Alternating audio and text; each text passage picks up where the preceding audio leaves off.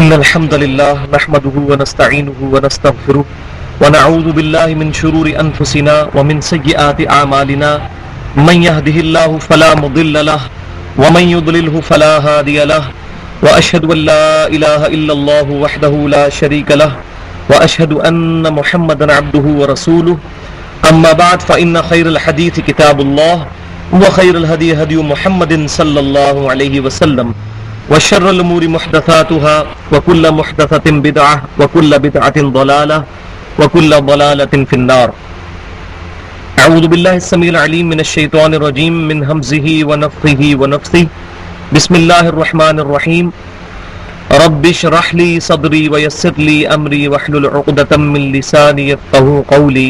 بسم الله الرحمن الرحيم. إن الله وملائكته يصلون على النبي يا أيها الذين آمنوا صلوا عليه وسلموا تسليما. اللهم صل على محمد وعلى آل محمد كما صليت على إبراهيم وعلى آل إبراهيم إنك حميد مجيد. اللهم بارك على محمد وعلى آل محمد كما باركت على إبراهيم وعلى آل إبراهيم إنك حميد مجيد. آج انشاءاللہ تعالی سورہ آل عمران کی آیت نمبر 79 سے شروع کریں گے، اور آج کی آیات جو ہیں ان میں تقریباً 4-5 بڑے بڑے عقیدے جو ہیں ان کو انشاءاللہ تعالی میں اس کانٹیکسٹ میں ایڈریس کروں گا، اور وہ اتنی امپورٹنٹ چیزیں ہیں کہ جو عموماً ڈسکس نہیں ہوتی، جس کی وجہ سے عوام کے اندر بد عقیدگی پھیلتی ہے. تو میں ساتھ ساتھ کوشش کر رہا ہوں کہ جہاں جہاں ضرورت ہے، جو اختلافی مسائل عقیدے کے اندر اس وقت گمراہی کا سبب بنے ہوئے ہیں، اس کو قرآن اور سنت کی روشنی میں ایڈریس کیا جائے، فرقہ واریت سے بالا تر ہو کر، کتاب و سنت کی تعلیمات کے مطابق. تو آج بھی انشاءاللہ تعالی میں کچھ چیزیں ایڈریس کروں گا، جس میں سیدنا خضر علیہ السلام سے متعلق جو عقیدہ ہے اس کو ایڈریس کروں گا انشاءاللہ. اسی طریقے سے کشف اور الہام اور سجدہ تعظیمی کے حوالے سے، اور ختم نبوت کا جو مسئلہ ہے اس میں قادیانیوں نے جو ایک فتنہ کھڑا کیا ہے اس کو انشاءاللہ ایڈریس کروں گا.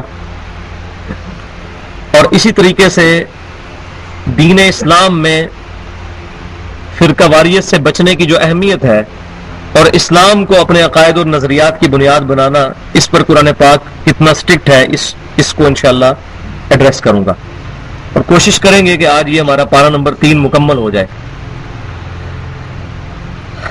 بسم اللہ الرحمن الرحیم. ما کان لبشر ان یؤتیہ اللہ الکتاب والحکم والنبوہ. کسی بھی انسان کے لیے یہ شایان شان نہیں ہے کہ اللہ تعالیٰ اس کو عطا کرے کتاب اور حکومت اور نبوت. ثم یقول للناس کونوا عبادا لی من دون اللہ. پھر وہ انسان لوگوں سے یہ کہنا شروع کر دے کہ لوگوں اللہ کو چھوڑ کر میرے بندے بن جاؤ. اللہ تبارک و تعالیٰ فرما رہا ہے کسی بھی انسان کے لیے یہ شایان شان نہیں ہے کہ ہم اسے نبوت دیں اور حکومت دیں اور کتاب عطا کریں. یعنی اس سے مراد کون سے انسان ہے؟ عام انسان نہیں، اس سے مراد پروفٹس ہے. کہ انبیاء کرام علیہ السلام کی تعلیم میں کہیں بھی یہ نہیں ہے کہ وہ لوگوں کو یہ دعوت دیں کہ تم اللہ کو چھوڑ کر ہمیں پوجنا شروع کر دو، ہمارے بندے بن جاؤ. تو بیسیکلی یہ کانٹیکسٹ جو چل رہا ہے وہ کرسچنز کے متعلق چل رہا ہے، کیونکہ کرسچنز کا یہ دعویٰ تھا کہ عیسیٰ بن مریم علیہ السلام نے ہی ہمیں یہ تعلیم دی ہے کہ ہم عیسیٰ بن مریم کے بارے میں ڈیوینٹی کلیم کریں، ان کو اللہ کا بیٹا بنا لیں، یا اللہ کے مقابلے میں ہم ان کو الہ کے طور پر تصور کریں. تو اللہ تبارک و تعالیٰ نے اس باطل نظریے کا بڑے خوبصورت انداز میں رد فرمایا ہے کہ ہو اللہ کا بندہ، نبوت اللہ نے عطا کی، کتاب اللہ نے عطا کی، حکومت اللہ نے عطا کی. وہ اللہ کا پرہیزگار بندہ اور اللہ تعالیٰ کا محبوب بندہ کب ایسا ہو سکتا ہے کہ وہ لوگوں کو یہ کہنا شروع کر دے کہ لوگوں اللہ کو چھوڑ کر میرے بندے بن جاؤ. ما کان لبشر ان یؤتیہ اللہ الکتاب والحکم والنبوہ. کسی بھی انسان کے لیے یہ شان شان نہیں ہے کہ اللہ تعالیٰ اس کو کتاب دے اور اسے حکومت دے اور نبوت عطا کرے. ثم یقول للناس کونوا عبادا لی من دون اللہ. اور پھر وہ لوگوں سے یہ کہنا شروع کر دے کہ لوگوں میرے بندے بن جاؤ اللہ کو چھوڑ کر. تو یہاں من دون اللہ کا لفظ اللہ تعالیٰ نے انبیاء کرام کے بارے میں استعمال فرمایا. اس سے یہ بات بالکل کلیئر کٹ ہو گئی کہ من دون اللہ میں صرف بت اور جنات اور شیاطین شامل نہیں ہے، بلکہ ہر وہ ہستی کہ جو اللہ کے علاوہ ہے وہ من دون اللہ میں شامل ہے. ہاں، اگر کسی ہستی کو اس کے ماننے والے جان بوجھ کر اللہ کے مقابلے پہ کھڑا کر دیں تو اس ہستی کا کوئی قصور نہیں ہے، نہ اس ہستی کی ہم تذلیل کریں گے نعوذ باللہ. اگر کوئی شخص انبیاء کے بارے میں غلط عقیدہ رکھتا ہے تو عقیدے کا رد کیا جائے گا، انبیاء کی توہین نہیں کی جائے گی. تو اس کو میں کہتا ہوں کہ توحید بیان کریں گے، توہین نہیں کریں گے. ہم توحید پر ایمان رکھتے ہیں لیکن توہین پر نہیں. جیسے ہمارے بعض لوگ جو ہیں وہ توحید کے نشے میں اتنا آگے جاتے ہیں کہ وہ پھر انبیاء کرام کی گستاخی بھی شروع کر دیتے ہیں. نبی نے بھی 2 ہاتھ، ساڑھے بھی 2 ہاتھ، اس میں کوئی شک ہی نہیں ہے. لیکن ساتھ یہ بتائیں کہ نبی کے ہاتھ اور ہمارے ہاتھ میں فرق کیا ہے. بخاری اور مسلم کی متفق علیہ حدیث ہے، نبی صلی اللہ علیہ وسلم نے نماز کی حالت میں اپنا ہاتھ مبارک اوپر بلند کیا، اور نماز کے بعد جب صحابہ کرام نے پوچھا تو آپ صلی اللہ علیہ وسلم نے فرمایا کہ میں نے نماز کے دوران جنت دیکھی، اس میں میں نے ایک گوشہ دیکھا انگوروں کا، میں نے ارادہ کیا تمہارے لیے توڑ دوں. اب ہمارے سارے مولوی، سارے شیخ الحدیث، سارے محدث، شیخ القرآن مل جائیں، تمام امام کعبہ، مسجد نبوی کے سارے امام مل جائیں، ان کو تو دیوار کے پیچھے کی چیز نظر نہیں آتی، اور اللہ تعالیٰ انبیاء کرام کو 7 آسمانوں کے اوپر جنت بھی دکھا دیتا ہے. لہذا نبی صلی اللہ علیہ وسلم کے بھی ہاتھ تھے لیکن ہماری طرح کے نہیں. وہ انسان تھے لیکن ہماری طرح کے نہیں. تو یہ قرآن میں آیا کہ اے محبوب صلی اللہ علیہ وسلم قل انما انا بشر مثلکم، آپ فرما دو کہ میں انسان ہونے میں تمہاری طرح ہوں. اس سے مراد یہ ہے کہ جیسے عیسیٰ بن مریم کو تم نے اللہ کا بیٹا بنا لیا تھا، میرے بارے میں ڈیوینٹی میں کلیم کرنا، میں بھی انسان ہوں، انسان کی اولاد میں سے ہوں، میرے بارے میں خدائی کا دعویٰ نہ کرنا، میں انسان ہوں. اس کا یہ مطلب نہیں کہ آپ کا مرتبہ ہماری طرح ہے. بخاری اور مسلم کی متفق علیہ حدیث ہے، آپ صلی اللہ علیہ وسلم نے فرمایا کہ میں نماز کی حالت میں، آپ صلی اللہ علیہ وسلم نے فرمایا کہ اپنی صفوں کو سیدھا کیا کرو، اللہ کی قسم میں اپنی پیٹھ کے پیچھے بھی تمہیں ویسے ہی دیکھتا ہوں جیسا کہ سامنے. تو آپ صلی اللہ علیہ وسلم اپنی پیٹھ کے پیچھے بھی دیکھ لیا کرتے تھے، ہم نہیں دیکھ سکتے. تو اس میں نے 12 ربیع الاول کے اوپر جو لیکچر دیا تھا اس میں نے آدھا پونا گھنٹہ اس میں درجنوں مثالیں صرف بخاری اور مسلم سے دی تھی.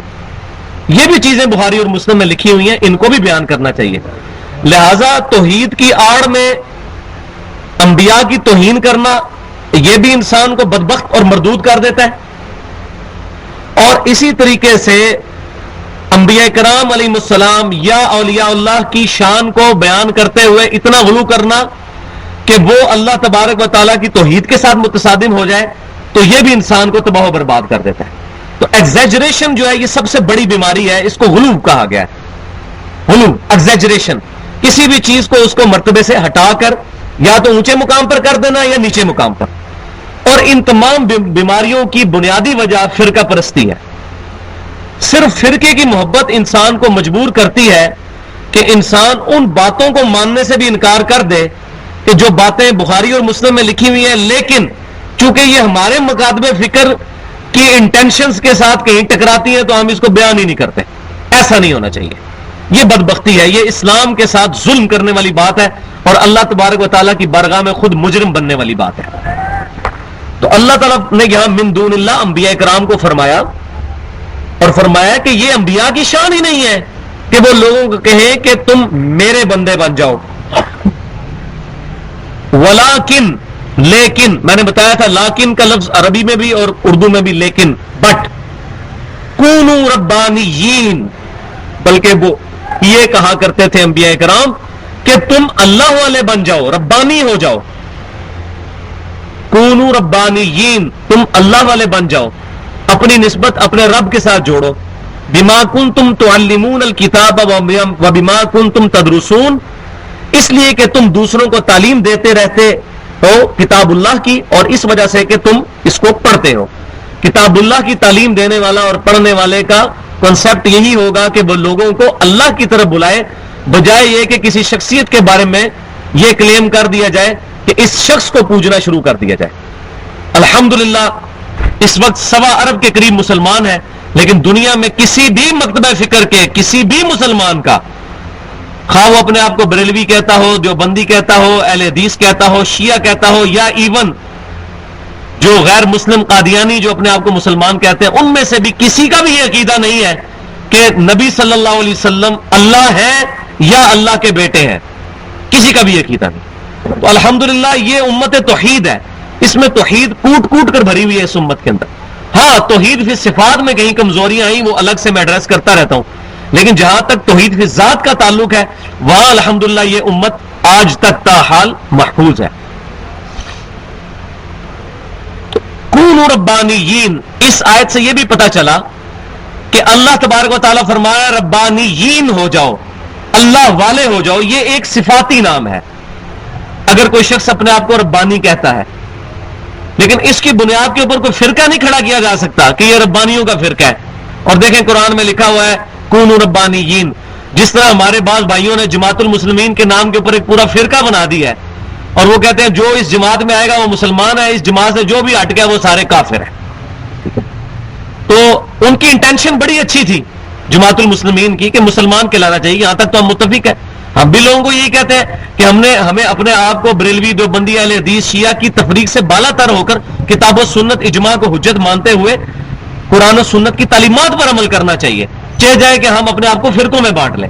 تو یہ انٹینشن تو جماعت المسلمین کی بہت اچھی تھی، لیکن اس کے اندر انہوں نے غلو کیا کہ اس کی بنیاد پر باقیوں کی تکفیر شروع کر دی، یہ ظلم ہے۔ ایسا نہیں کرنا چاہیے کہ اہل قبلہ، اہل توحید، اہل کلمہ کی تکفیر کرنی شروع کر دی جائے۔ ہاں کسی کو غلطی لگی ہے ایسا طریقے سے اس کی غلطی اس پر واضح کی جائے، باقی معاملہ اللہ پر چھوڑ دیا جائے۔ وَلَا يَأْمُرَكُمْ أَن تَتَّخِذُوا الْمَلَائِكَةَ وَالنَّبِيِّينَ أَرْبَابًا، اور کبھی بھی وہ مقبول بندہ اللہ کا تمہیں یہ حکم نہیں دے گا کہ تم فرشتوں کو اور نبیوں کو رب بنا لو۔ ایسا کبھی نہیں ہوگا کہ کوئی نبی یہ حکم دے کہ فرشتوں کو اور نبیوں کو پوجنا شروع کر دو۔ اَيَأْمُرُكُمْ بِالْكُفْرِ بَعْدَ إِذْ أَنْتُمْ مُسْلِمُونَ، تم خود سوچو کیا اللہ تبارک و تعالیٰ، اس کی ضمیر اللہ کی طرف بھی جا سکتی ہے اس پیغمبر کی طرف بھی، یہ جو پچھلی آیت تھی اس کی بھی، کیا اللہ تعالیٰ تمہیں حکم دے گا کفر کرنے کا بعد اذ انتم مسلمون، اس کے بعد کہ جب تم مسلم ہو چکے ہو؟ کیا اللہ تعالیٰ تمہیں کفر کا حکم دے گا کہ تم اللہ کو چھوڑ کر اس کے بندوں کو رب ماننا شروع کر دو؟ کبھی ایسا نہیں ہوگا کہ اللہ تعالیٰ اس طرح کی تعلیمات کا حکم دے۔ یہاں پر ہمیں یہ چیز بھی پتہ چلی کونوا ربانیین کے تحت کہ ہمیں اپنی نسبت اللہ کے ساتھ منسوب کرنی چاہیے، بجائے اس کے کہ ہم اپنے آپ کو گروہوں میں بانٹیں، اپنے آپ کو قادری، چشتی، نقشبندی اس طرح کی نسبتیں لگانے کی بجائے، اسی طریقے سے دیوبندی، بریلوی، وہابی، اس قسم کی نسبتیں لگانے کی بجائے ہمیں اپنی نسبت کو اپنے رب کے ساتھ مضبوط کرنا چاہیے۔ ہاں اگر کوئی اپنے صفاتی نام کے طور پر ساتھ ربانی لکھنا چاہتا ہے تو لکھے۔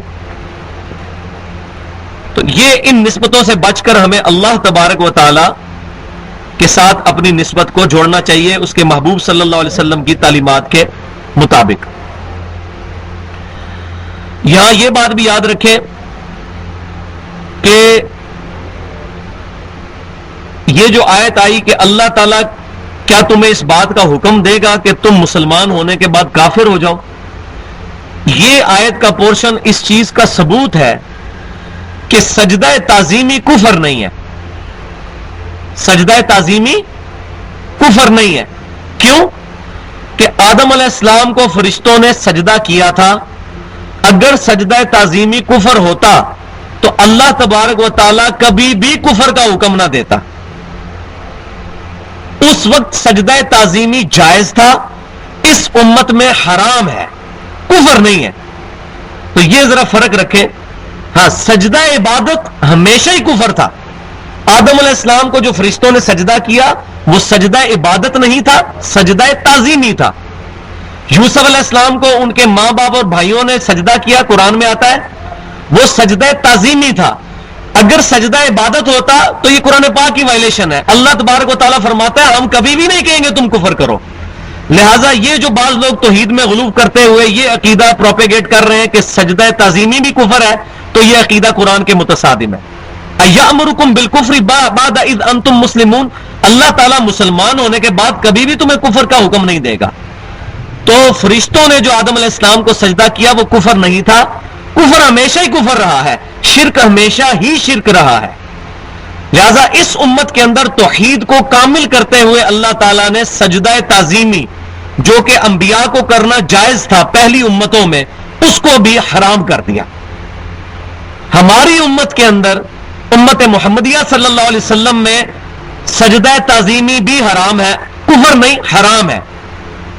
اور عبادت کی نیت سے چاہے آج کوئی کرے یا اس وقت بھی کوئی کرے, اگر جبرائیل علیہ السلام نے بھی عبادت کی نیت سے آدم علیہ السلام کو سجدہ کیا ہوتا تو وہ کافر ہو جاتے, وہ سجدہ تعظیمی تھا. لہذا یہ حکم کی انٹینسٹی کو سمجھیں.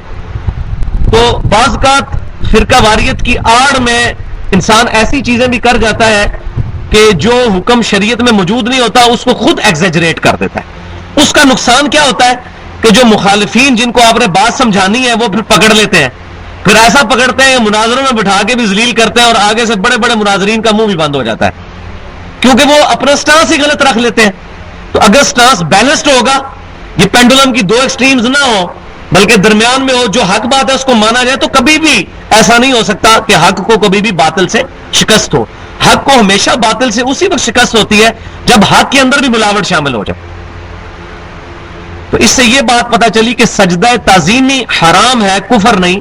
البتہ سجدہ عبادت ہمیشہ سے کفر تھا, کیونکہ اللہ تعالیٰ فرما دیا ایامرکم بالکفر بعد اذ انتم مسلمون, کیا اللہ تعالیٰ تمہیں اس بات کا حکم دے گا کہ تم کفر کرنا شروع کر دو بعد اس کے کہ تمہیں اللہ تبارک و تعالیٰ نے اسلام کی دعوت دی, تم مسلمان ہوئے. تو یا یہ بات بھی سمجھیں کہ جس طرح توحید کامل ہوئی ہے اس امت میں سجدہ تعظیمی کے حرام ہونے سے, جس کا ثبوت سنن نبی داؤد کے اندر موجود ہے اور سنن ابن ماجہ میں صحیح سند کے ساتھ, کہ ایک صحابی نے نبی صلی اللہ علیہ وسلم کو سجدہ کیا تو آپ صلی اللہ علیہ وسلم نے انہیں منع فرما دیا, اور آپ صلی اللہ علیہ وسلم نے فرمایا کہ اگر میں سجدہ جائز سمجھتا تو بیویوں کو کہتا کہ اپنے خامدوں کو سجدہ کریں اس حق کے سبب جو اللہ تبارک و تعالیٰ نے عورتوں پر مردوں کو دیا ہے. تو نبی صلی اللہ علیہ وسلم نے بھی اس کو یہ نہیں فرمایا, اور کبھی نہیں ہو سکتا نبی صلی اللہ علیہ وسلم کفر کو جائز سمجھتے. آپ نے فرمایا اگر میں جائز سمجھتا, اس سے مراد سجدہ تعظیمی تھا, ورنہ نبی تو کبھی بھی نہیں یہ کہہ سکتا کہ اگر میں کفر کو جائز سمجھتا تو یہ کہتا کہ یہ کفر کر لو. تو یہ حدیث بھی ہماری اس بات کو سپورٹ کر رہی ہے کہ سجدہ تعظیمی حرام ہے, کفر نہیں ہے. ٹھیک ہے, تو اگر کوئی سجدہ کرتا ہے کسی غیر اللہ کو اور عبادت کی نیت سے کر رہا ہے تو وہ کافر ہو جائے گا, اور اگر تعظیم کی نیت سے کر رہا ہے تو حرام کا مرتکب ہوگا, اس کو توبہ کروائی جائے گی. اور اس پہ امام احمد بریلوی صاحب نے پوری کتاب لکھی ہے جس میں انہوں نے ان صوفیاء کا رد کیا ہے کہ جنہوں نے سجدہ تعظیمی کو جائز ہونے کا ثبوت قرآن سے نکالا, کیونکہ سجدہ تعظیمی کی حرمت قرآن میں کوئی موجود نہیں ہے. قرآن پاک میں جتنی آیات پیش کرتے ہیں سجدہ تعظیمی کی حرمت میں وہ واضح نہیں ہے. جیسا کہ سورہ حامیم سجدہ میں آتا ہے کہ چاند کو سجدہ نہ کرو, سورج کو سجدہ نہ کرو, اس کو سجدہ کرو جس نے ان کو بنایا ہے. تو بعض لوگ اس آیت کو سجدہ تعظیمی کی حرمت پہ لے کے آتے ہیں, لیکن یہ اس کی حرمت میں نہیں ہے. یہ تو سورج و چاند کو جو پوجنے والے تھے ان کا رد ہے. سجدہ تعظیمی کی حرمت حدیث میں ہے, قرآن میں کہیں نہیں ہے واضح. اس سے یہ بھی پتہ چلا کہ اسلام میں دو بڑے سورس علم کے قرآن اور سنت ہیں. سنت کو چھوڑ کر قرآن پاک کی ڈیٹیلز کو سمجھنا آسان نہیں ہے. تو سجدہ تعظیمی کی حرمت سنن نبی داؤد اور سنن ابن ماجہ کی حدیث کے اندر موجود ہے, کتاب النکاح چیپٹر کے اندر. تو توحید کامل ہوئی سجدہ تعظیمی کے حرام ہونے سے. اور اس پر ایک چیز میں ایڈ کرنے لگا ہوں کہ جس طریقے سے یہ الحمدللہ اللہ تعالیٰ نے جو ہے وہ مجھ پر یہ حقیقت کھولی ہے, کشف نہیں ہوا, کشف ہمارے نزدیک ختم نبوت کے خلاف ہے, اسی کے خلاف میں بولنے لگا ہوں کہ اللہ تبارک و تعالیٰ نے یہ فہم عطا فرمایا کہ جس طریقے سے توحید کامل ہوئی ہے اس امت میں سجدہ تعظیمی کے حرام ہونے سے, بالکل اسی طریقے سے اس امت میں ختم نبوت مکمل ہوئی ہے کشف اور الہام کے قیامت تک کے لیے ختم ہونے سے. آج اگر کوئی شخص کشف اور الہام کا عقیدہ رکھتا ہے نبی صلی اللہ علیہ وسلم کی وفات کے بعد کسی کے لیے, وہ ختم نبوت کا منکر ہے. یہ بہت خطرناک چیز ہے. ختم نبوت کی تعریف سمجھے ختم نبوت یہ ہے کہ امام کائنات سید الاولین والآخرین شفیع المذنبین رحمت للعالمین سیدنا و مولانا امام اعظم محمد رسول اللہ صلی اللہ علیہ وسلم کی مبارک ذات کے بعد کسی صحابی تابی تبع تابی یا قیامت تک آنے والے کسی بھی مسلمان کے لیے ایکسپٹ عیسیٰ علیہ السلام، کیونکہ وہ تو نبی ہے، امتی بن کے آئیں گے، ان پر اللہ تعالیٰ وہی نازل فرمائے، وہ دین کی وہی نہیں ہوگی، وہ آپ کو گائیڈ لائنز دی جائیں گی۔ کسی بھی شخص کے بارے میں کوئی یہ عقیدہ رکھے کہ اس پر وحی آتی ہے یا اس کو الہام ہوتا ہے یا اس کو کشف ہو جاتا ہے، تو یہ عقیدہ اسلام کے متصادم ہے، ختم نبوت کے خلاف ہے۔ یہاں پر جو یا ساریت الجبل والی روایت پیش کی جاتی ہے سنن بہیقی سے کہ سیدنا عمر رضی اللہ تعالیٰ عنہ نے 600 میل دور دیکھ لیا اپنے سپہ سالار کو، ساریہ کو، اور ان کو یہ کشف ہو گیا کہ وہ 600 میل دور ہے، تو انہوں نے یا ساریت الجبل کہا کہ اے ساریہ پہاڑ کی طرف متوجہ ہو۔ تو بھائیو اصول محدثین کے اوپر اس کی تمام اسناد ضعیف ہے۔ اگر یہ حدیث اتنی امپورٹنٹ ہوتی تو سیاستہ میں تو موجود ہوتی، اس سے عقیدہ بنانا ہوتا۔ یہ ہماری دلیل نہیں کہ کوئی حدیث سیاستہ میں نہیں تو حدیث ہی ٹھیک نہیں ہے، ایسا نہیں ہے، لیکن یہ بہت امپورٹنٹ عقیدے والی حدیث تھی۔ یہ سنن بہیقی کے اندر موجود ہے جو 5ویں صدی ہجری کے اندر کتاب لکھی گئی ہے، اور اس کی تمام اسناد ضعیف ہیں۔ اس کے برعکس صحیح بخاری کے اندر یہ موجود ہے کتاب الشہادات چیپٹر کے اندر کہ سیدنا عمر رضی اللہ تعالیٰ عنہ کہتے ہیں جب تک نبی صلی اللہ علیہ وسلم ہم میں موجود تھے، ہم سے کوئی شخص 2 نمبری کی بات کرتا تھا، ہم سے کوئی بات چھپاتا تھا، تو اللہ تعالیٰ وحی کے ذریعے نبی صلی اللہ علیہ وسلم کے ذریعے ہمیں آگاہ کر دیا کرتا تھا۔ جب سے آپ صلی اللہ علیہ وسلم دنیا سے تشریف لے گئے ہیں، اب ہمیں نہیں پتا لوگوں کے دلوں میں کیا ہے، ہم لوگوں کی شکلوں پہ فیصلہ کرتے ہیں۔ یہ صحیح بخاری میں حضرت عمر کا قول موجود ہے جو اس بات کی پختہ دلیل ہے کہ سیدنا عمر کو بھی کشف نہیں ہوتا تھا۔ بخاری اور مسلم کی متفق علیہ حدیث ہے کہ نبی صلی اللہ علیہ وسلم نے فرمایا کہ اگلی امتیں جو گزر چکی ہیں ان میں محدث ہوا کرتے تھے۔ محدث وہ ہوتا ہے جس کے دل میں کوئی بات اللہ تعالیٰ القاء کر دے، الہام کر دے۔ تو میری امت میں اگر کوئی محدث ہوتا تو سیدنا عمر ہوتے، اگر ہوتا تو ہوتے۔ تو سیدنا عمر تو خود کہہ رہے ہیں صحیح بخاری کے اندر کتاب الشہادات چیپٹر میں کہ جب تک رسول اللہ موجود تھے صلی اللہ علیہ وسلم، ہمیں وحی کے ذریعے بتا دی جاتی تھی غیب کی باتیں، ہم لوگوں کی 2 نمبری اور منافقت سے آگاہ ہو جاتے تھے۔ جب سے آپ صلی اللہ علیہ وسلم دنیا سے تشریف لے گئے، اب ہمیں نہیں پتا لوگوں کے دلوں میں کیا ہے، ہم لوگوں کی شکلوں پر فیصلہ کرتے ہیں۔ لہذا بھائیو، یہ جو کشف اور الہام کے جو عقیدے کتابوں کے اندر لکھے ہوئے ہیں، یہ بہت خطرناک عقیدے ہیں، ختم نبوت کے منافی یہ لوگ عقیدے ہیں۔ جیسا کہ فضائل اعمال کے اندر بھی کتب خانہ فیضی جو رائیونڈ کا اپنا مکتبہ ہے، اس کے 484 نمبر پیج کے اوپر شیخ قرطبی کے حوالے سے شیخ محمد زکریا صاحب نے ایک واقعہ نقل کیا جو میرے نزدیک ختم نبوت کے بالکل منافی ہے۔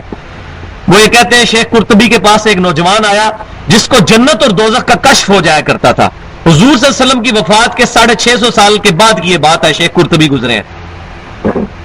بتا دیتا تھا کون جنت میں ہے کون دوزخ میں، کشف ہو جاتا تھا۔ بخاری اور مسلم کی متفق علیہ حدیث ہے، صحابہ کرام علیہم رضوان قبرستان سے گزر رہے تھے، گزر گئے، نبی صلی اللہ علیہ وسلم رک گئے، صحابہ نے کہا یا رسول اللہ آپ کیوں رکے ہیں؟ تو آپ صلی اللہ علیہ وسلم نے فرمایا کہ ان 2 قبر والوں کو عذاب ہو رہا ہے، ایک پیشاب کے چھینٹوں سے نہیں بچتا تھا اور دوسرا چغلی کھایا کرتا تھا۔ صحابہ کرام کو تو قبر کا عذاب نظر نہیں آتا تھا، اور شیخ زکریا صاحب کہہ رہے ہیں نوجوان جنت اور دوزخ کا کشف ہو جاتا تھا اس کو۔ بھائیو، یہ عقیدے سراسر ختم نبوت کے خلاف ہیں۔ غلام احمد قادیانی دجال نے جو دعوے کیے وہ تو بہت ننگے دعوے تھے، وہ تو لوگوں کے سامنے آ گئے، لیکن اس طرح کی کتابوں میں جو باتیں لکھی ہوئی ہیں یہ بھی اس سے کچھ کم نہیں ہے۔ شیخ زکریا صاحب مر کے اللہ کے پاس جا چکے، ہم ان کو برا نہیں کہتے، لیکن ان کی غلطیوں کا بوجھ ہم کیوں اپنے سر کے اوپر اٹھائیں؟ اگر ہمیں حق بات پتہ چل گئی ہے تو ہمیں ان چیزوں سے اوائڈ کرنا چاہیے۔ ہم کسی مرے ہوئے انسان کے اوپر نہ لعنت بھیجتے ہیں، نہ اس کے لیے دعائیں مغفرت کرتے ہیں جس کے بارے میں ہمیں شک ہو، اور باقی ہم اللہ ظاہر ہے مومن ہوتے ہی وہ ہے جو اپنے مرے ہوئے بھائیوں کے لیے دعا کرے، ہر بندے کے لیے دعا کرتے ہیں کہ اللہ تبارک تعالیٰ ان کے ساتھ خیر کا معاملہ کرے، لیکن جس کہ عقائد کتابوں میں ایسے ملتے ہیں، اس کا معاملہ ہم اللہ کے سپرد کرتے ہیں، فتویٰ کوئی نہیں لگاتے. لیکن یہ عبارتیں تو کفریہ ہیں، یہ ختم نبوت کے خلاف ہے. پھر وہ شیخ قرطبی کہتے ہیں، بڑا انٹرسٹنگ واقعہ، وہ کہتے ہیں کہ جی وہ بیٹھا ہوا وہاں رونا شروع کر دیا، کہنے لگا میں ابھی دیکھ رہا ہوں میری والدہ کو فرشتے دوزخ کی طرف لے کے جا رہے ہیں. استغفر اللہ واتوب الیہ. سیدنا حذیفہ بن یمان کو نبی صلی اللہ علیہ وسلم نے منافقین کے نام بتائے تھے، اور صحابہ پوچھا کرتے تھے ہمارا نام تو نہیں بتایا بیچ میں. تو یہ شخص تو صحابہ سے بھی آگے نکل گیا. شیخ قرطبی کے پاس جو نوجوان آیا، شیخ ذکریہ صاحب لکھتے ہیں کہ وہ شیخ قرطبی کہتے ہیں پھر میں نے 70,000 دفعہ کلمہ پڑھ کے رکھا ہوا تھا، وہ میں نے دل ہی دل میں اس کو بخش دیا تاکہ میں چیک کروں کہ اس کا کشف صحیح ہے یا غلط. تو تھوڑی دیر بعد وہ مسکرانے لگ پڑا اور کہنے لگا شیخ صاحب میری والدہ کو اب جنت کا حکم ہو گیا ہے، کیونکہ 70,000 دفعہ کلمہ پہنچ چکا ہے، اس کی وجہ سے بخشش ہو جاتی ہے. تو یہ بڑا آسان فارمولہ ہے جناب، پوری زندگی آپ جو مرضی کرتے رہے 70,000 دفعہ کلمہ پڑھ کے تو کسی کو زبردستی بخشوا لیں. تو شیخ قرطبی کا پھر وہ اینڈ پہ قول لکھتے ہیں کہ مجھے اس واقعے سے 2 فائدے ہوئے. تو یہ پتا چل گیا کہ 70,000 کلمہ پڑھ کے آپ کسی کو بخشوا سکتے ہیں زبردستی اللہ تعالیٰ سے، یہ بریکٹوں میں نے لگایا. اور دوسرا یہ پتا چلا کہ کشف اس کا بالکل ٹھیک ہے. کیسے پتا چل گیا کشف ٹھیک ہے؟ مجھے تو جب پتہ چلے گا جب میں بھی دیکھ لوں. ایک بندہ کہہ رہا ہے جی مجھے اس کمپیوٹر میں، یا ایک بندہ کہہ جی اس بال پوائنٹ کے اندر مجھے جناب اس ٹائم افریقہ میں جو میچ ہو رہا ہے پاکستان انڈیا کا وہ نظر آ رہا ہے. تو میں کہوں ہاں جی ہاں جی ہاں جی بالکل صحیح کہہ رہا ہے، اس نے داڑھی رکھی ہے، اس نے پگڑی. جتنے جھوٹے یہ داڑھی اور پگڑیوں والے اور تو ہے ہی کوئی نہیں ہے، یہ تو دھوکہ باز لوگ ہیں. اللہ ماشاء اللہ مولویوں نے تو امت کا بیڑا غرق کیا ہے، حق بات بتاتے ہی نہیں ہیں لوگوں کو. آپ چیک کر کے دیکھ لیں. اب آج یہ تہیہ کریں کہ میں نے جیلم میں تقریباً 65 کے قریب بریلویوں کی مسجدیں ہیں اور 30-35 کے قریب جو ہے وہ دیوبندیوں کی مسجدیں ہیں اور تقریباً 20-25 کے قریب اہل حدیث کی ہوں گی شیعہ. آپ یہاں سے تہیہ کر کے نکلے کہ میں نے مولوی سے جا کے یہ پوچھنا ہے کہ مجھے بتاؤ بخاری اور مسلم میں نماز کا طریقہ کیا لکھا ہوا ہے. آپ دیکھیں آپ کی کیسی چمڑی اتارتے ہیں مولوی. صحیح بات ہی نہیں پکڑائی دیں گے الا ماشاء اللہ. حق والے لوگ بھی آپ کو مل جائیں گے، لیکن زیادہ تر آپ کو اکثریت ایسی ملے گی جو بات بتائے گی نہیں، کیونکہ ان کو پتا ہے کہ ہم جس طرح نماز پڑھ رہے ہیں وہ بخاری اور مسلم میں لکھے ہی کوئی نہیں ہوا. تو اگر اس کو بخاری مسلم کھول کے بتائی تو وہ ادھر ادھر کی کتابیں، مولویوں کی لکھی ہوئی کتابیں آپ کو بتانا شروع کر دیں گے، حدیث کی کتابیں نہیں بتائیں گے. تو یہ بڑی 2 نمبری جو ہے یہ علماء کے ذریعے ہوتی ہے. اللہ ماشاءاللہ اچھے علماء جو ہیں ان کی جوتیوں کی خاک ہماری آنکھوں کا سرما. امام بخاری، امام مسلم، امام ابو داؤد، امام ترمذی، امام حنیفہ، امام شافعی، امام مالک، امام احمد بن حنبل، یہ بڑے بڑے علماء جنہوں نے دین کی خدمت کی فرقہ واریت سے بالا تر ہو کر، ان کی بات ہم نہیں کر رہے. تو کشف کا عقیدہ رکھنا یا الہام کا عقیدہ رکھنا یہ ختم. اور بخاری اور مسلم کی متفق علیہ حدیث ہے، نبی صلی اللہ علیہ وسلم نے فرمایا میری وفات کے بعد غیب کی ساری خبریں ختم، اب صرف مبشرات باقی ہیں. پوچھا گیا یا رسول اللہ صلی اللہ علیہ وسلم مبشرات کیا ہیں؟ تو آپ صلی اللہ علیہ وسلم نے فرمایا کہ مبشرات نیک خواب ہے، خواب کے ذریعے غیبی خبر آ سکتی ہے. لیکن ساتھ ہی صحیح مسلم میں حدیث موجود ہے، نبی صلی اللہ علیہ وسلم نے فرمایا کہ خواب کی 2 قسمیں ہیں، ایک اللہ کی طرف سے، ایک شیطان کی طرف سے. بھائی آپ آپس میں کیوں گفتگو کر رہے ہیں؟ کسی نے گفتگو کرنی، سوال کرنا، میں ادھر بیٹھا ہوں، درس کے بعد انشاءاللہ پورا ٹائم ملے گا، مجھ سے ڈسکشن کریں. آپ میں سے ایک بندہ بھی بولے گا یا اونگے گا نا، میرا سارا ٹیمپو ٹوٹ جائے گا، کیونکہ میں کوئی خبریں تو پڑھ رہا نہیں ہوں اور نہ رٹی ہوئی تقریر. میں جو کچھ بیان کر رہا ہوں اس وقت میرے پہ پوری کیفیت تاری ہے کہ میں نے یہ بات آپ کے دل میں اتارنے کی کوشش کرنی ہے، آگے اللہ کی مرضی ہے. تو وہ ساری کے سارا ٹیمپو ٹوٹ جاتا ہے. تو میں بتا رہا تھا یہ کشف اور الہام کا یہ جو عقیدہ ہے، تو نبی صلی اللہ علیہ وسلم نے فرمایا کہ خوابوں کی 2 قسمیں ہیں، یا اللہ کی طرف سے یا شیطان کی طرف سے. تو خواب بھی کتاب و سنت پر چیک ہوں گے. یہ نہیں ہے کہ ایک بندہ کہے جی مجھے خواب میں زیارت ہوئی ہے نبی صلی اللہ علیہ وسلم کی، آپ نے فرمایا قادیانی ہو جاؤ تو میں قادیانی ہو جاؤں گا. ایسا نہیں. یہ ہوا ہے. میں 7 سال تک دعوت اسلامی کے اجتماع میں ملتان جاتا رہا، تو وہاں میں بتایا جاتا تھا جی نبی صلی اللہ علیہ وسلم تشریف لاتے ہیں اجتماع میں صحابہ کرام سمیت. پھر رائے ونڈ گیا تو وہاں بھی یہی بات سنی کہ رائے ونڈ میں بھی نبی صلی اللہ علیہ وسلم تشریف لاتے ہیں، حاجی عبد الوہاب صاحب سے ملاقات کرتے ہیں. یہ پورے کا پورا کام ان کے مشورے سے چل رہا ہے. میں یہ پوچھتا ہوں صحابہ کرام کے درمیان جنگیں ہوئی، ہزاروں صحابہ شہید ہو گئے، کسی صحابی نے نہیں کہا کہ حضور صلی اللہ علیہ وسلم ہمارے پاس آئے تھے، ہمیں یہ مشورہ کیا کہ یہ سارے معاملات سیدھے کرو. بخاری اور مسلم کی متفق علیہ حدیث ہے، نبی صلی اللہ علیہ وسلم کا جسم مبارک ابھی دفنایا نہیں گیا تھا، چارپائی میں رکھا ہوا تھا، اور صحابہ کرام کے درمیان خلافت کے معاملے میں جب اختلاف پیدا ہوا کسی صحابی نے نہیں یہ کہا کہ جاؤ نبی صلی اللہ علیہ وسلم سے پوچھ لیتے ہیں کہ آپ کا خلیفہ کون ہے. آپس میں مشورہ کیا, سیدنا ابوبکر صدیق کے اوپر اجماع ہو گیا. سعد بن عبادہ نے آپ کی بیعت نہیں کی, وہ کسی نے جھگڑا نہیں کیا کہ جاؤ نبی صلی اللہ علیہ وسلم سے مشورہ کر لو. لیکن بعد والے لوگ کہہ رہے ہیں جی نبی صلی اللہ علیہ وسلم کی قبر پہ گئے, فلاں بزرگ کی قبر پہ گئے, فلاں پہ یہ ہوا یہ ہوا. بھائیو یہ ساری کی ساری باتیں جھوٹ پر مبنی ہیں. ان چیزوں سے بچیں اور کتاب و سنت اور اجماع کو حجت ماننے کی ہم لوگ کوشش کریں. لہذا کشف اور الہام کا یہ عقیدہ بھی بالکل غلط ہوا. صرف مبشرات, اور وہ بھی خواب, اور وہ بھی جو کتاب و سنت کے مطابق ہوں گے. کیونکہ آپ ان لوگوں کو دیکھیں جو لوگ خواب بیان کرتے ہیں, کہ اگر آپ ان کو ایسا خواب بیان کریں جو ان کے مطلب فکر کے خلاف ہو, اس کو مانتے ہی نہیں ہیں, اپنے والے کو مان لیں گے. مثلا بریلوی کو خواب بیان کرے کہ مجھے نبی صلی اللہ علیہ وسلم کی زیارت ہوئی اور یہ ہوا, تو دیوبندی کہے نہیں ہے ہی غلط ہے. دیوبندی کا خواب ہے تو بریلوی کے غلط ہے. اور خدا نہ خواستہ کسی اہل حدیث کو خواب آ گیا تو انہوں نے کہنا یہ تو ہے ہی انگریزوں کی پیداوار ہے, ان کو تو حضور صلی اللہ علیہ وسلم خواب میں آ ہی نہیں سکتے. اس طریقے سے آپس میں لڑتے رہیں گے. تو پھر خواب, جب آپ کا خواب میرے لیے حجت نہیں تو میرا خواب آپ کے لیے حجت نہیں. تو خواب کو بھی کتاب و سنت پر پیش کیا جائے گا. خوابوں کے اوپر عمارت نہیں کھڑی کی جائے گی. کتاب و سنت کچھ اور کہہ رہی ہو, جیسا کہ فضان سنت کے تعارف میں لکھا ہے الیاس قادری صاحب نے. ایک اسلامی بھائی کا بیان ہے کہ نبی صلی اللہ علیہ وسلم خواب میں آئے, انہوں نے فرمایا کہ شیخ بابو الحق ملتانی صاحب کی قبر پہ جا کے قدم بوسی کرو. پوری زندگی آپ صلی اللہ علیہ وسلم فرماتے رہے قبروں کو سجدہ گاہ مت بناؤ. بخاری اور مسلم کی متفق علیہ حدیث ہے, آپ صلی اللہ علیہ وسلم اپنی وفات کے وقت یہی فرما رہے تھے کہ اللہ کی لعنت ہو یہودیوں اور عیسائیوں پر, ان کے جب نبی فوت ہو جاتا تھا اس کی نبی کی قبر کو سجدہ گاہ بنا لیتے تھے. اے اللہ میری قبر کو سجدہ گاہ نہ بننے دینا. یہ الفاظ جو اے اللہ میری قبر کو سجدہ گاہ نہ بننے دینا مسند امام احمد میں موجود ہے. اللہم لا تجعل قبری وثنا یعبد, اللہم لا تجعل قبری وثنا یعبد. اے اللہ میری قبر کو ایسا وثن نہ بننے دینا, بت نہ بننے دینا کہ لوگ اسے پوجنا شروع کر دیں. تو آپ خواب میں آگے یہ کہیں گے فلاں قبر پہ جا کے بوسا دو, فلاں قبر پہ جا کے جھکو, ایسا کبھی نہیں ہوگا. اور وہ میں آپ کو مزے کی بات بتاؤں, اسی اسلامی بھائی جس کا وہ کہہ رہے ہیں, اس واقعے کے تقریباً 13 سال بعد میں خود گواہ ہوں, اس شخص نے خود توبہ کی تھی کہ میں نے جھوٹا خواب بیان کیا تھا, صرف اس لیے کہ الیاس قادری صاحب کو میں نے ملتان اجتماع کے لیے بلانا تھا, وہ آتے نہیں تھے تو میں نے اس طریقے سے خواب گڑا. اس نے خود توبہ کی تھی. تو یہ جھوٹے خواب بھی بیان کرتے ہیں. کسی کو دعوت دیں, وہ جی آپ کو کیا پتا, نبی صلی اللہ علیہ وسلم کے مشورے سے ہی تو حاجی عبدالوہاب صاحب رائے ونڈ میں سارا کام چلا رہے ہیں. آپ کیا سمجھ رہے ہیں یہ خام خواہ ویسے ہی اجتماع ہو رہا ہے اتنے بڑے بڑے, یہ نبی صلی اللہ علیہ وسلم کے مشورے سے ہو رہے ہیں. آپ صلی اللہ علیہ وسلم وہاں تشریف لاتے ہیں, لیکن حضرات منع فرماتے ہیں, حضرات منع کرتے ہیں, اس کو آپ نے پبلک میں نہیں بیان کرنا. ٹھیک ہے جی. اس کو انہوں نے وہ نام دیا, کیا کہتے ہیں جی اس کو, وہ جو سناتے ہیں گزارشات, کیا کہتے ہیں, کارگزاری. یہ کارگزاری ہوتی ہے, کاروکاری نہیں میں اس کو کہتا, یہ کارگزاری, یہ کارگزاری ہوتی ہے, اس کو نام کارگزاری کا دیا ہوا.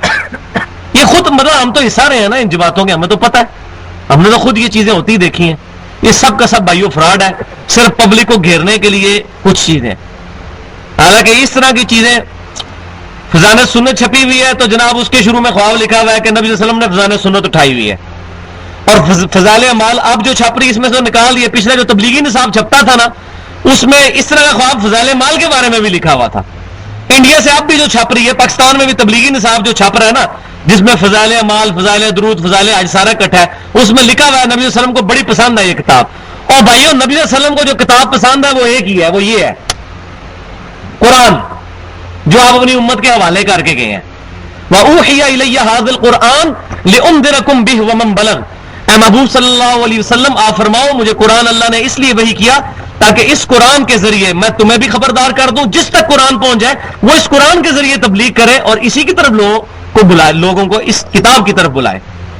یہی کتاب غدیر خم کے مقام پر نبی صلی اللہ علیہ وسلم نے اپنی امت کے حوالے کی تھی. تو یہی وہ کتاب ہے جو نبی صلی اللہ علیہ وسلم کی پسندیدہ ترین کتاب ہے. الحمدللہ ہم بھی اسی کتاب کی دعوت کو لے کے چل رہے ہیں کہ اس کی دعوت امت تک عام کی جائے. اب آگے چلیں جی. وَإِذْ أَخَذَ اللَّهُ مِيثَاقَ النَّبِيِّينَ, اور وہ وقت یاد کرو جب اللہ تعالیٰ نے پختہ عہد لیا تھا نبیوں سے. یہ نبیوں کی ارواح سے اللہ تبارک و تعالیٰ نے ایک عہد لیا تھا. کیا عہد لیا تھا؟ لما آتیتکم من کتاب و حکمت، جب کبھی میں تمہیں عطا کروں کتاب اور حکمت، ثم جاءکم رسول مصدق لما معکم، اور پھر تمہارے پاس رسول تشریف لے آئے کوئی جو اس چیز کی تصدیق کر دے جو تمہارے پاس ہے، لَتُؤْمِنُنَّ بِهِ وَلَتَنْصُرُنَّهُ، تو تم ضرور اس رسول پر ایمان لانا اور ان کی مدد بھی کرنا۔ دعوت کے کاموں میں اور تبلیغ کی سرگرمیوں میں ایک نبی کو یہ حکم دیا جا رہا ہے کہ جب کبھی تمہارے زمانے میں کوئی اور نبی آ جائے تو تم نے اس کی بھی تصدیق کرنی ہے، جیسا کہ عیسیٰ علیہ السلام کے زمانے میں سیدنا یحییٰ جب آئے تو یحییٰ علیہ السلام نے حضرت عیسیٰ علیہ السلام کے نبی ہونے کی تصدیق کی۔ تو انبیاء کرام ایک زمانے میں کئی انبیاء بھی آتے رہے، وہ سب کے سب ایک دوسرے کی تصدیق کرتے تھے۔ لوط علیہ السلام نے ابراہیم علیہ السلام کی تصدیق کی، ابراہیم علیہ السلام نے لوط علیہ السلام کی تصدیق کی۔ اس طرح انبیاء کرام سے اللہ تعالیٰ نے یہ پختہ عہد لیا تھا، جب کبھی بھی میں تمہیں کتاب دوں، حکمت دوں، اس کے بعد رسول آ جائے تمہارے زمانے میں کوئی اور رسول جو کہ تصدیق کرتا ہو جو تمہارے پاس ہے، یعنی تمہاری نبوت کو وہ مانتا ہو، تو تم بھی اس کی نبوت کو ماننا۔ یہ تو طویل عام کے اعتبار سے حکم تھا، لیکن طویل خاص کے اعتبار سے یہ پرٹیکولر حکم ہے نبی صلی اللہ علیہ وسلم کے بارے میں کہ تمام انبیاء کرام آ چکے، اگر ان کی زندگی میں رسول اللہ تشریف لے آئے صلی اللہ علیہ وسلم تو تمام نبیوں پر یہ فرض ہے کہ وہ رسول اللہ پر ایمان لے کر آئیں، آپ صلی اللہ علیہ وسلم کی تصدیق کریں اور آپ صلی اللہ علیہ وسلم کی مدد کریں دین کے کاموں میں۔ قال اقررتم، اللہ تعالیٰ نے فرمایا کیا تم نے اقرار کیا، وَأَخَذْتُمْ عَلَى ذَلِكُمْ إِصْرِي، اور اس پر میرا بھاری ذمہ اٹھا لیا اس عہد کے اوپر۔ قالوا اقررنا، تمام انبیاء نے کہا کہ ہم اقرار کرتے ہیں کہ جب بھی نبی صلی اللہ علیہ وسلم تشریف لائیں گے طویل خاص کے اعتبار سے تو ہم ضرور ان پر ایمان لائیں گے۔ قالوا فاشهدوا وَأَنَا مَعَكُمْ مِنَ الشَّاهِدِينَ، تو اللہ نے فرمایا گواہ ہو جاؤ، اب سب ایک دوسرے پر گواہ ہو جاؤ کہ تم نے یہ اقرار کیا ہے اور میں بھی گواہوں میں شامل ہوتا ہوں بذات خود۔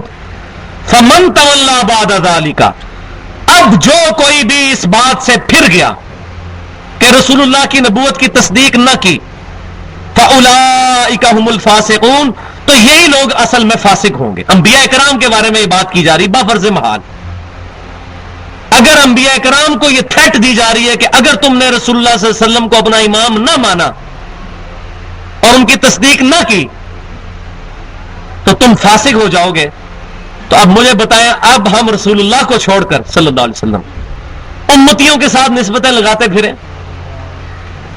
مولویوں کے ساتھ اپنی نسبتیں لگاتے پھریں، میں فلاں ہوں تو میں فلاں ہوں تو میں فلاں ہوں، میں حنفی ہوں، میں شافعی ہوں، میں مالکی ہوں، میں فلاں ہوں، میں قادری، میں چشتی، حالانکہ ان بزرگوں نے یہ تعلیمات ہی نہیں دی ہوئی، یہ پیچھے والوں نے جو ہے وہ شاہ سے زیادہ شاہ کے وفاداروں نے یہ کام کیے ہیں، انہوں نے تو کہیں نہیں یہ فرمایا۔ عیسیٰ علیہ السلام نے کب کہا کہ مجھے پوجو؟ یہ عیسائیوں نے خود عقیدہ ان کی طرف بنا دیا، اسی طریقے سے مسلمانوں میں بھی یہ خرابیاں پیدا ہوئیں۔ یہ اقرار نبی صلی اللہ علیہ وسلم کی زندگی میں بظاہر تو پورا نہیں ہوا کیونکہ کوئی پروفٹ زندہ ہے ہی نہیں تھا جب نبی صلی اللہ علیہ وسلم تشریف لے کے آئے۔ ہاں، معجزے کے طور پر صحیح مسلم کتاب الایمان میں ایک حدیث موجود ہے کہ شب معراج نبی صلی اللہ علیہ وسلم کو اللہ تبارک و تعالیٰ نے جب بیت المقدس بلایا مسجد اقصی کے اندر، وہاں انبیاء کرام کی ارواح آئیں اور ان کو نبی صلی اللہ علیہ وسلم نے نماز پڑھائی، نبی صلی اللہ علیہ وسلم کو ان کا امام بنایا گیا۔ اسی حدیث کی وجہ سے صحیح مسلم کی جو حدیث ہے، ہم نبی صلی اللہ علیہ وسلم کو امام الانبیاء کہتے ہیں، تمام انبیاء کی آپ نے امامت فرمائی۔ لیکن یہ تمام معاملات معجزانہ طور پر ہوئے ہیں، یہ فزیکلی اس طرح نہیں ہے کہ کوئی وہاں جو لوگ بیٹھے تھے انہوں نے یہ چیز دیکھی بھی ہو، یہ سب معجزانہ، یہ عالم الغیب کی خبریں ہیں، یہ برزخ کی خبریں ہیں۔ اچھا، جو وہ معاملہ ہے کہ دنیا کے اندر کوئی دنیاوی زندگی کے ساتھ نبی موجود ہو اور اس نے نبی صلی اللہ علیہ وسلم کی تصدیق کی ہو، تو ایسا کوئی واقعہ نہیں، کیونکہ آپ صلی اللہ علیہ وسلم اور عیسیٰ علیہ السلام کے درمیان تقریباً 600 سال کا وقفہ ہے، 600 سال کا۔ 571 عیسوی میں نبی صلی اللہ علیہ وسلم پیدا ہوئے، اور اس زمانے کو سورہ مائدہ کے اندر اللہ تعالیٰ نے فطرت کا زمانہ قرار دیا ہے، جس کے اندر کوئی پروفٹ نہیں آیا، یہ فطرت کا زمانہ ہے 600 سال کا۔ اور اللہ تعالیٰ نے فرمایا کہ اب اللہ کی طرف سے ڈر سنانے والا اور خوشخبری سنانے والا محمد رسول اللہ صلی اللہ علیہ وسلم تشریف لا چکے ہیں، تاکہ تم یہ گلہ نہ کر سکو کہ ہمارے پاس کوئی ڈر سنانے والا تشریف نہیں لایا۔ اب اتنے بڑے فطرت کے پیریڈ کے بعد آ گئے ہیں ہمارے رسول صلی اللہ علیہ وسلم۔ تو یہ آیت بھی اس چیز کا ثبوت ہے کہ کوئی نبی زندہ نہیں تھا دنیا کے اندر۔ لہذا جن لوگوں کا یہ عقیدہ ہے کہ حضرت خضر علیہ السلام زندہ ہے اور وہ صوفیوں کے پاس آتے ہیں اور ان کی رہنمائی کرتے ہیں، تو یہ عقیدہ بھی قرآن اور سنت کے 100% خلاف اور یہ کفری عقیدہ ہے، کیونکہ خضر علیہ السلام نبی ہے، اس میں کوئی شاکی نہیں ہے۔ اس کی وجہ یہ ہے کہ خضر علیہ السلام حضرت موسیٰ علیہ السلام کے استاد ہے۔ یہ نہیں ہو سکتا کہ غیر نبی کبھی نبی کا استاد ہو۔ نبی کا استاد نبی ہوگا، رسول کا استاد رسول ہوگا۔ اگر نبی صلی اللہ علیہ وسلم کو جبرائیل نے آ کر سکھایا تو جبرائیل خود بھی رسول تھے، ان کو اللہ نے سکھایا، انہوں نے نبی صلی اللہ علیہ وسلم کو آ کر سکھایا۔ تو غیر نبی کبھی نبی کو نہیں سکھا سکتا، یہ عقیدہ ہی غلط ہے، عقیدہ ہی کفر ہے۔ لہذا خضر علیہ السلام نبی تھے جو وہ ولی نہیں تھے۔ اسی کی بنیاد پہ سب کی سب وہ باطل عقائد و نظریات صوفیوں نے گھڑے ہیں۔ امام بخاری رحمۃ اللہ علیہ نے کتاب العلم چیپٹر میں جب حضرت خضر اور موسیٰ علیہ السلام کا قصہ لے کے آئے ہیں تو انہوں نے دونوں کے ساتھ علیہم السلام لکھا ہے، دونوں کو اکٹھا ذکر کیا ہے، اللہ تعالیٰ کی سلامتی ہو ان پر۔ یعنی امام بخاری رحمۃ اللہ علیہ کا بھی یہی عقیدہ تھا کہ خضر علیہ السلام بھی نبی تھے، اور ان کے نبی ہونے کی سب سے بڑی دلیل وہ سورۃ الکہف کی آیت ہے۔ وہ آیت بھی میں پڑھ کے آپ کو سنا دیتا ہوں۔ سورۃ الکہف کے اندر جب وہ خضر علیہ السلام کا قصہ آتا ہے کہ انہوں نے 3 کام کیے اور موسیٰ علیہ السلام ان کاموں پر صبر نہ کر سکے، ٹھیک ہے، تو ان آیات ان تمام معاملات کے بعد خضر علیہ السلام نے کیا کہا، یہ نکال لیں آپ، 16ویں پارے کا پہلا صفحہ نکال لیں، یہ بڑی امپورٹنٹ آیات ہے۔ 16ویں پارے کا پہلا صفحہ کون سا؟ 303 سی، صفحہ 303 مل گیا؟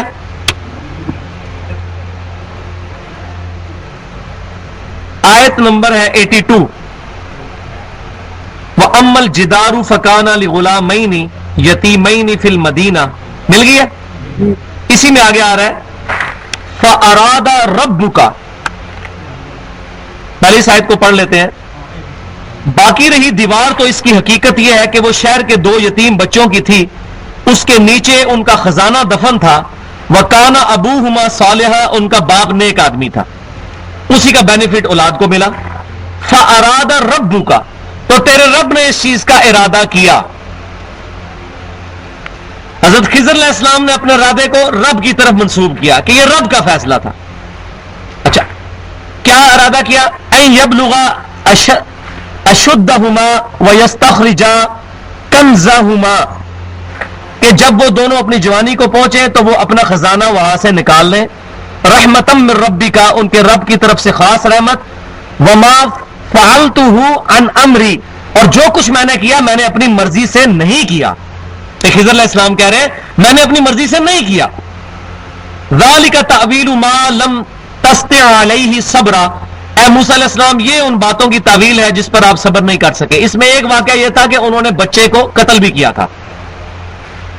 اب بچے کو قتل کرنا وحی کے بغیر ممکن نہیں ہے۔ کوئی اس وقت کشف اور الہام بھی ہوتا تھا، حضرت عیسیٰ علیہ السلام کی والدہ کو الہام ہوا تھا، موسیٰ علیہ السلام کی والدہ کو بھی الہام ہوا تھا، لیکن اس امت میں تو اب ختم ہو چکا ہے، میں نے بتا دیا۔ لیکن کشف اور الہام کے ذریعے یہ نہیں ہو سکتا کہ آپ کسی زندہ بندے کی جان لے لیں، یہ تو ڈیفینیٹ ہے۔ کشف اور الہام 100% تو صحیح نہیں ہو سکتا، اس میں بھی شیطان کی دخل ہو سکتی ہے کیونکہ وہ وحی نہیں ہے۔ صرف نبیوں کو جو وحی ہوتی ہے وہ خالص ہوتی ہے۔ اب اس میں انہوں نے ایک بچے کی گردن بھی مروڑی، تو یہ بغیر وحی کے نہیں ہو سکتا، اور انہوں نے کہہ بھی دیا کہ میں نے خود نہیں کیا، نہ میں نے اپنی مرضی سے کیا، یہ میرے رب کا حکم تھا۔ رب کا حکم نبی کے اوپر نازل ہوا، جیسا کہ اسرائیل علیہ السلام بھی اللہ کے نبی ہیں فرشتوں میں سے، اور وہ لوگوں کی روح قبض کرتے ہیں۔ اگر اس کو دلیل بنا لیا جائے تو آج کوئی پیر کسی بچے کی گردن مروڑ دے کسی مرید کے، ٹھیک ہے، اور وہ کہ جی مجھے تو اللہ تعالیٰ کی طرف سے اشارہ ہوا ہے، میں نے اپنی مرضی سے نہیں کیا، تو کیا خیال ہے؟ ایسا تو نہیں ہو سکتا، کبھی نہیں ہو سکتا۔ صرف اسرائیل کو اجازت ہے کہ وہ یہ کرے۔ یہ تھوڑی سی وہ ورڈنگ ہے جو نہیں، یہ عام لوگوں کی بحث ہی نہیں ہے، اللہ تعالیٰ سے سوال کر لیجیے گا۔ تو اللہ تبارک و تعالیٰ نے اس عقیدے کو بالکل کلیئر کر دیا کہ خضر علیہ السلام نے اپنی مرضی سے یہ سب کچھ نہیں کیا، لہذا یہ عقیدہ بالکل غلط ہے کہ خضر علیہ السلام ولی تھے۔ دوسری بات، اس آیت میں ہم نے پڑھا کہ انبیاء کرام سے یہ عہد لیا گیا تھا کہ جب رسول اللہ تشریف لائیں گے آپ نے ان پر ایمان بھی لانا ہے، ان کی مدد بھی کرنی ہے۔ کسی ضعیف سند سے بھی یہ بات ثابت نہیں ہے کہ خضر علیہ السلام کبھی رسول اللہ پر ایمان لائے ہوں اگر وہ زندہ تھے۔ آج جو یہ صوفی دعویٰ کرتے ہیں ہمارے پاس آتے ہیں، وہ شیطان آتا ہے، اصل میں اس نے خضر کا روپ دھارا ہوا ہے، وہ شیطان ہے، پانیوں پہ ان کی حکومت ہے، وہ شیطان ہے، خضر نہیں ہے۔ خضر تو فوت ہو چکے، اگر خضر علیہ السلام زندہ ہوتے تو ان پر فرض تھا کہ رسول اللہ کے اوپر ایمان لے کے آتے، ورنہ تو وہ فاسق ہو جاتے کہ قرآن کی اس آیت کے تحت۔ تو خضر علیہ السلام کبھی بھی نبی صلی اللہ علیہ وسلم پر ایمان لانے کے لیے نہیں آئے بنفس نفیس، خود صحابہ کرام کے سامنے، کہیں ثابت نہیں ہے۔ یا انہوں نے کبھی غزوہ بدر میں، غزوہ احد میں نبی صلی اللہ علیہ وسلم کی مدد کی ہو آ کر جنگ کے اندر، کہیں کوئی ثابت نہیں ہے۔ تو باقی انبیاء کرام کا جو شب معراج اکٹھا ہونا، وہ معاملہ ڈیفرنٹ ہے، کیونکہ وہ دنیا میں موجود نہیں تھے، یہ تو دنیا میں موجود تھے بقول ان کے، تو ان کو آنا فرض تھا۔ تو یہ بھی اس چیز کا ثبوت ہے کہ خضر علیہ السلام دنیا سے جا چکے۔ اور آخری ثبوت بخاری اور مسلم کی وہ حدیث ہے کہ نبی صلی اللہ علیہ وسلم نے فرمایا کہ جو شخص بھی اس وقت روئے عرض پہ زندہ ہے، 100 سال نہیں گزریں گے کہ اسے موت آ جائے گی، اس پر قیامت قائم ہو جائے گی۔ تو نبی صلی اللہ علیہ وسلم کے زمانے میں جو بھی زندہ تھا 100 سال کے اندر وہ فوت ہو گیا، یعنی وہ زمانہ 100 سال کے اندر ختم ہو گیا۔ اب تو 100 سال بھی نہیں لگتے، 70-80 سال کے اندر ایک جنریشن ختم ہو جاتی ہے، نئی جنریشن آ جاتی ہے۔ تو نبی صلی اللہ علیہ وسلم کی پیشن گوئی بالکل صحیح ثابت ہوئی۔ آخری صحابی ابو طفیل عامر بن واصلہ رضی اللہ تعالیٰ عنہ، المتوفی 110 ہجری، نبی صلی اللہ علیہ وسلم کی وفات کے 100 سال کے بعد فوت ہوئے۔ تو صحابہ کرام کا قرن ختم ہو گیا۔ تو اگر حضرت خضر زندہ تھے اس وقت بقول ان کے، تو تب بھی وہ فوت ہو چکے ہیں۔ تو یہ جو صوفیوں کے دعوے ہیں ہمارے پاس حضرت خضر آتے ہیں، خضر نام کی کوئی چیز اس طرح کی امت محمدیہ میں کوئی بھی انسان موجود نہیں ہے۔ وہ ایک نبی تھے موسیٰ علیہ السلام کے زمانے میں، وہ فوت ہو چکے، اللہ کے پاس جا چکے۔ لہذا یہ عقیدہ بھی میں نے اس حوالے سے آج کلیئر کر دیا، کیونکہ اس کے اوپر سب کے سب لوگوں نے اپنی بنیاد بنائی ہوئی ہے۔ دوسرا، اس آیت سے یہ بھی پتہ چلا کہ نبی صلی اللہ علیہ وسلم پر اگر ایمان لانا باقی انبیاء کے لیے ضروری ہے تو ان کے ماننے والوں کے لیے بھی ضروری ہے۔ لہذا صحیح مسلم کتاب الایمان میں یہ حدیث موجود ہے کہ نبی صلی اللہ علیہ وسلم نے فرمایا، جس یہودی یا عیسائی نے میرے بارے میں سن لیا کہ میں اللہ کا پیغمبر ہوں اور وہ مجھ پر ایمان نہ لایا تو وہ دوزخ میں جائے گا۔ لہذا آج نبی صلی اللہ علیہ وسلم پر ایمان لانا بھی ضروری ہے دوسرے انبیاء کے امتیوں کے لیے بھی۔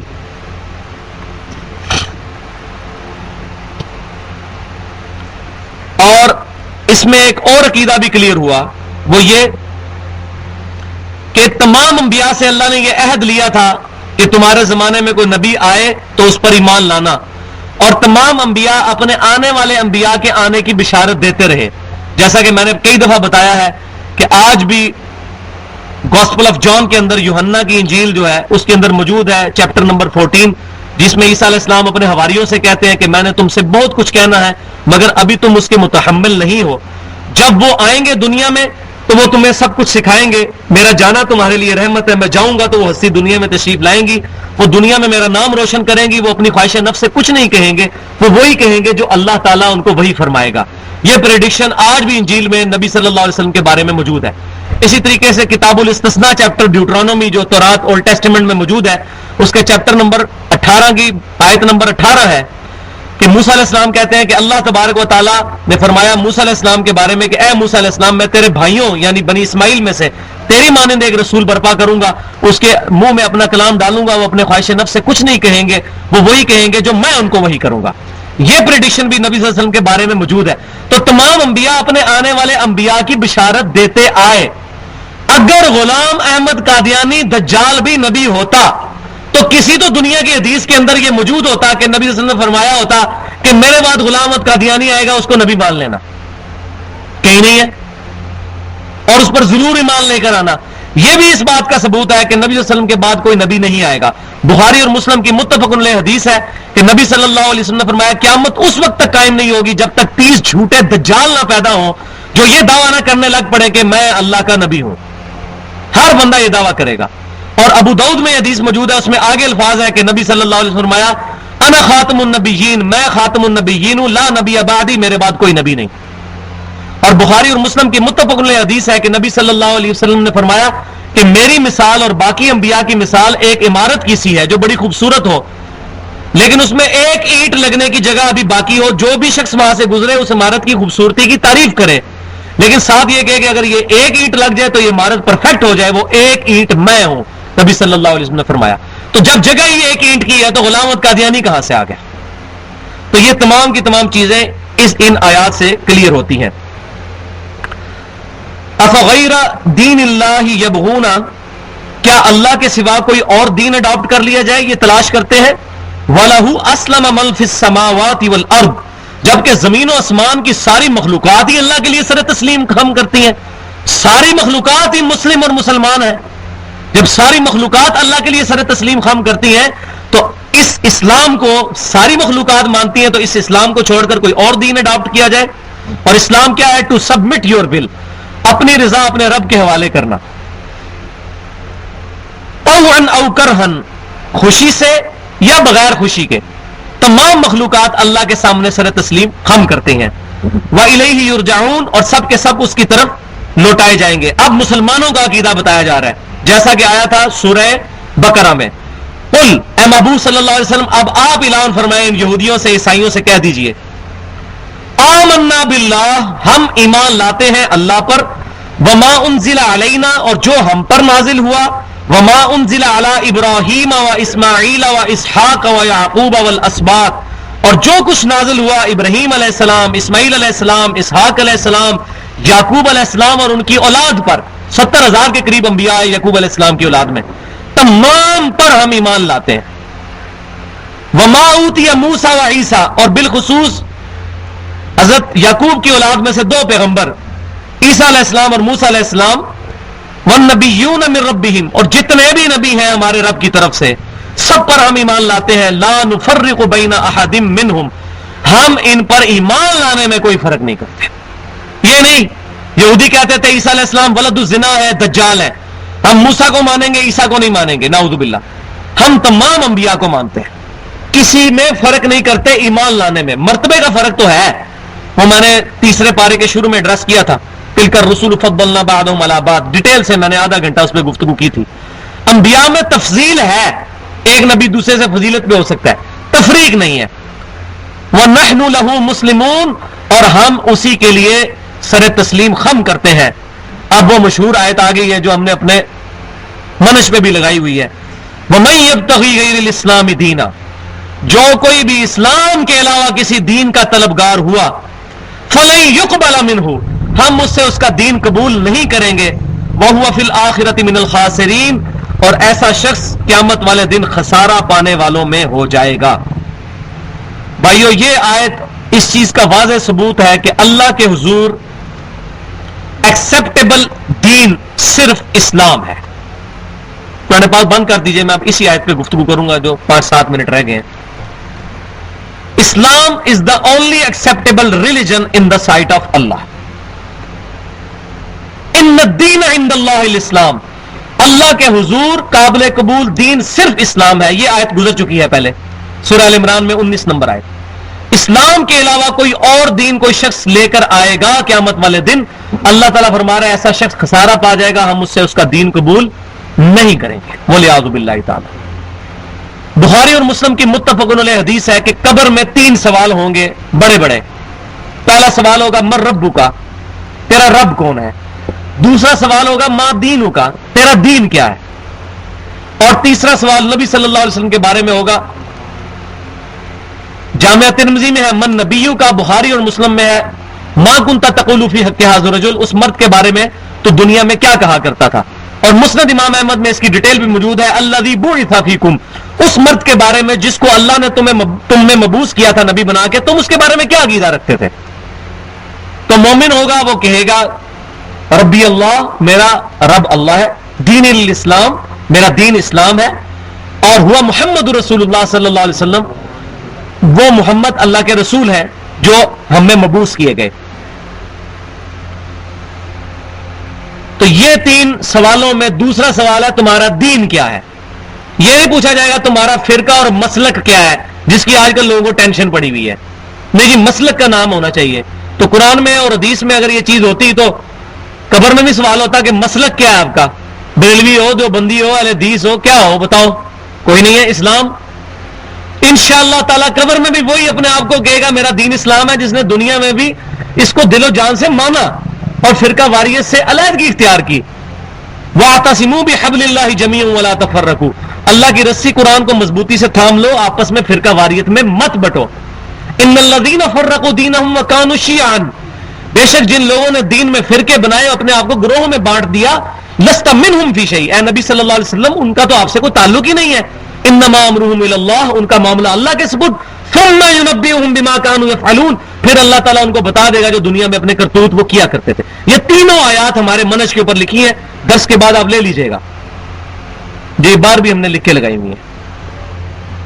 تو فرقہ واریت کی اسلام میں کوئی بھائیو گنجائش نہیں ہے. اسلام دین ہے، قبر میں بھی اسلام، قبر سے باہر بھی اسلام.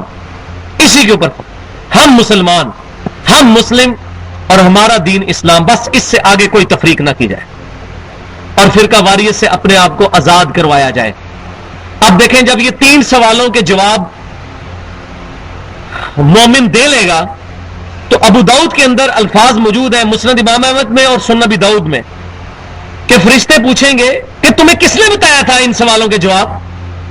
یہ چوتھا سوال ہوگا. تو وہ کہے گا میں نے اللہ کی کتاب پڑھی تھی تو میں نے رسول اللہ کے حق ہونے کی تصدیق کی تھی. میں نے اللہ کی کتاب پڑھی تھی. تو جس نے اللہ کی کتاب ہی کوئی نہیں پڑھی ہوئی، صرف پڑھی ہوئی ہے، پڑھی ہوئی نہیں ہے، پڑھی ہوئی ہے، لائبریری کے اندر پڑھی ہوئی ہے، الماری کے اندر پڑھی ہوئی ہے، شوکیس میں پڑھی ہوئی ہے، پڑھی ہوئی نہیں ہوگی، وہ کیسے کہے گا کہ میں نے قرآن پڑھا اور تصدیق کی. اور بخاری اور مسلم کے الفاظ ہیں، یہ اسٹرکٹ الفاظ ہیں جن پہ میں آج کنکلوڈ کرنے لگا ہوں، کہ جب منافق سوالوں کے جواب نہیں دے سکے گا تو فرشتے چوتھا سوال پوچھیں گے کہ تجھے کیا ہوا کہ تو سوالوں کے جواب نہیں دے سکا. وہ کہے گا میں بھی وہی کہتا تھا جو لوگ کہتے تھے، جس کو کہتے ہیں سن سنا کے سنی. میں کہتا ہوں سنی پڑھ پڑھا کے سنی. سنی ایز اے فرقہ نہیں، سنی ایز اے فکر، فرقہ کوئی بھی نہیں. تو اگر سنی فکر اڈاپٹ کرنی ہے تو پڑھ پڑھا کے سنی ہو، سن سنا کے سننا ہو جاؤ. تو فرشتے پوچھیں گے کہ تم سوالوں کے جواب کیوں نہیں دے سکے. وہ کہے گا جو لوگ کہتے تھے میں بھی وہی کہتا تھا. لوگ کیا کہتے تھے وہ بتا دوں کیا کہتے تھے. لوگ کہتے تھے اتنے بڑے بڑے بزرگ پاگل ہیں، اتنے بڑے بڑے بزرگ پاگل ہیں جو یہ باتیں لکھے ہوئے ہیں، اور یہ کل کے چھوکرے کی تم بات سن رہے ہو. تم خود نہ قرآن حدیث پڑھو گمراہ ہو جاؤ گے. اس لیے ہمارے بزرگ بھی منع کرتے ہیں، خود نہ بخاری میں نماز کا طریقہ پڑھنا، یہ نہ کرنا وہ نہ کرنا. یہ کہتے ہیں لوگ سن سنا کے. تو فرشتے اس وقت پھر ایک جملہ بولیں گے. فرشتے کہیں گے تو نے خود پڑھ کر سمجھنے کی کوشش کیوں نہیں کی تھی. یہ مولوی کبھی بھی نہیں آپ کو بتائے گا. یہ چوتھا سوال بخاری مسلم میں جو آیا ہے وہ 3 سوال ہی بتائے گا. چوتھا سوال اس کے خلاف ہے، کیونکہ جو خود پڑھ کے سمجھنے کی کوشش کرے گا تو مولوی آگے پوچھے گا کہ بھائی یہ جو تم کر رہے ہو کیوں کر رہے ہو. وہ کسی بریلوی کو جا کے یہ پوچھے گا، کسی دیوبندی کو پوچھے گا بھائی آپ جس طریقے پہ نماز پڑھ رہے ہو تو بخاری مسلم کے خلاف ہے. وہ اہل حدیث کو جا کے پوچھے گا بھائی آپ جس طریقے پہ وطر پڑھ رہے ہو یہ بخاری مسلم کے خلاف ہے. وطروں کے اندر ہاتھ اٹھا کے دعا کرنا نبی صلی اللہ علیہ وسلم سے ثابت ہی نہیں، اور رکوع کے بعد دعا کرنا ثابت نہیں ہے. تو پھر لوگ کہیں گے اس نے کیوں پڑھ لی بخاری مسلم. وہ کسی بھی فرقے کے پاس جائے گا بخاری مسلم اسے ٹکراتی ہوگی. وہ کبھی بھی دعوت نہیں دے گا کہ خود پڑھو، کیونکہ خطرہ ہے اس کے اندر. وہ کہے گا خود پڑھو جس کا کوئی فرقہ کوئی مکتبہ فکر نہیں ہوگا. الحمدللہ آج ہمارے پاس لوگ آتے ہیں بڑی بڑی بحثیں کرنے آتے ہیں، الٹیمیٹلی کسی بات کا جواب نہیں ہوتا، صرف یہ کہتے ہیں جی آپ یہ تو آپ کے بزرگ تو یہ کر رہے ہیں. ہم کہتے ہیں ہمارے بزرگ تو نبی صلی اللہ علیہ وسلم ہے. الحمدللہ ہمارے تو بزرگ ہی کوئی نہیں ہے کہ جن کی ہمیں دفاع کرنا پڑے. جی آپ کے بزرگ امام ابن تیمیہ نے یہ لکھا بھائی ہم کہتے ہیں ہمارے بزرگ ہی نہیں ہے.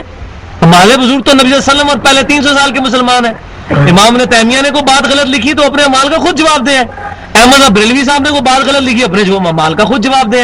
اشری تھانوی صاحب نے کوئی بات غلط لکھی اپنے اعمال کا جواب دے. خود ہے خود. ہم پابند نہیں ہے کہ ہم ان کے غلطیوں کا بوجھ اپنے سروں پر ان کی وکالت کرتے پھریں. ان کے اعمال ان کے ساتھ، ہمارے اعمال ہمارے ساتھ. تو اسلام میں شخصیت پرستی نہیں ہے، اسلام میں کتاب و سنت اجماع کو حجت ماننا ہے. اگر کوئی شخصیت ہے تو وہ امام کائنات سید الاولین والآخرین شفیع المذنبین رحمت للعالمین سیدنا و مولانا امام اعظم محمد رسول اللہ صلی اللہ علیہ وسلم کی مبارک ذات ہے. اللہ تعالی ہمیں انہی کی دامن کرم کے ساتھ وابستہ رہنے کی توفیق عطا فرمائے. محفل سے اٹھنے کی دعا پڑھ لیں. سبحانک اللہم و بحمدک اشہد ان لا الہ الا انت استغفرک و اتوب الیک وما علینا الا البلاغ المبین.